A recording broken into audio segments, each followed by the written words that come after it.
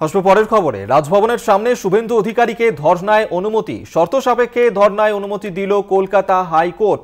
14 জুলাই সকাল 10টা থেকে 4 ঘন্টা শান্তিপূর্ণ অবস্থান করতে পারবেন তারা, এমনটাই কিন্তু নির্দেশ দেওয়া হয়েছে কলকাতা হাইকোর্টের তরফে। এবং বিক্ষোভ করতে পারবেন, সেক্ষেত্রে হ্যান্ড মাইক ব্যবহার করতে হবে। আরও যে শর্ত দেওয়া হয়েছে, 300 জনের বেশি জমায়েত করা যাবে না। অবস্থান সংক্রান্ত রিপোর্ট আদালতে পেশ করতে হবে প্রশাসনকে।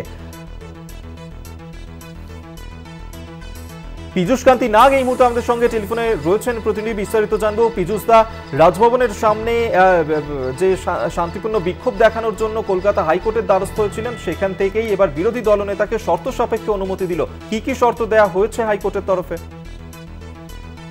দেখো, গতকালই বিচারপতি অমৃতা সিনহা রাজ্যের কাছে চেয়েছিলেন যে কোন তারিখে এবং কোন সময় অবস্থান করলে রাজ্যের কোনো আপত্তি নেই। সেই মোতাবেক রাজ্যের অ্যাডভোকেট জেনারেল কিশোর দত্ত আজকে জানান যে 14 জুলাই যদি অবস্থান করেন শুভেন্দু অধিকারী রাজভবনের সামনে, তাহলে তাদের কোনো রাজ্যের কোনো আপত্তি নেই। সেই মোতাবেক বিচারপতি অমৃতা সিনহার নির্দেশ 14 জুলাই সকাল 10টা থেকে 4 ঘন্টার জন্য শান্তিপূর্ণ অবস্থান বিক্ষোভ করতে পারবেন শুভেন্দু অধিকারী।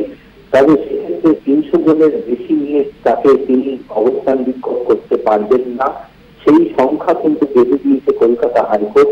পাশাপাশি শুভেন্দু অধিকারীর তরফ থেকে জানানো হয় তারা হ্যান্ড মাইক ব্যবহার করবেন।